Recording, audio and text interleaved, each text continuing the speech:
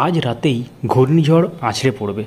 শেষ পর্যন্ত কোথায় কতটা ভয়ঙ্কর হবে রেমাল, প্রবল বৃষ্টির সতর্কতাও জারি হয়েছে।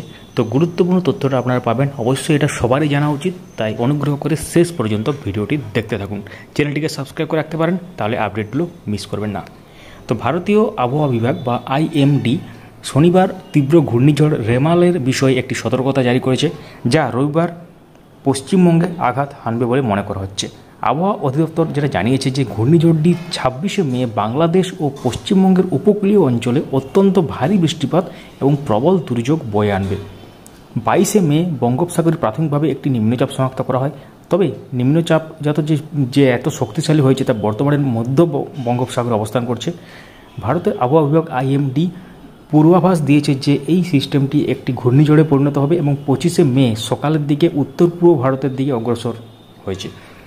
আইএমডি অনুসারে পশ্চিমবঙ্গের পাশাপাশি অন্যান্য উত্তর পূর্ব রাজ্য যেমন ত্রিপুরা, আসাম, নাগাল্যান্ড এবং মণিপুরে বৃষ্টিপাত এবং প্রবল ঝড় বয়ে যেতে পারে। ত্রিপুরার আঞ্চলিক আবহাওয়া কেন্দ্র 26শে মে থেকে শুরু হওয়া প্রতিকূল আবহাওয়ার বিরুদ্ধে সতর্ক করেছে। নিম্নচাপটি আজকে সকালে পরিণত হবে প্রবল ঘূর্ণিঝড়ে রাতেই সে আছড়ে পড়বে বাংলাদেশের খেপুপাড়া এবং পশ্চিমবঙ্গের সাগরদ্বীপের মাঝের স্থলভাগে। এই রেমালের প্রভাবে দক্ষিণবঙ্গের সব জেলাতেই বৃষ্টির পূর্বাভাস রয়েছে। আজকে কলকাতা, হাওড়া, হুগলি, উত্তর ও দক্ষিণ 24 পরগনা, পূর্ব মেদিনীপুরে জারি হয়েছে লাল সতর্কতা। কলকাতা সহ এই 6টি জেলাতে অতি ভারী বৃষ্টির সম্ভাবনা রয়েছে।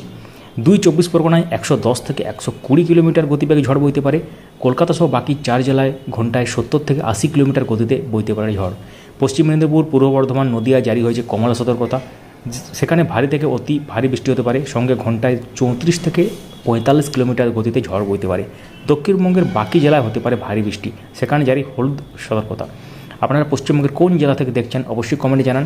এবং এই যে ঘূর্ণিঝড় রেমাল, এই সম্পর্কে যে আপডেটটা আমরা পেলাম সেটা আপনাদের সাথে শেয়ার করলাম। আপনাদের কিছু প্রশ্ন থাকলে কমেন্ট করতে পারেন। Thank you so much for watching. ভিডিওটি অবশ্যই লাইক করুন, সবার সাথে শেয়ারও করে দেবেন।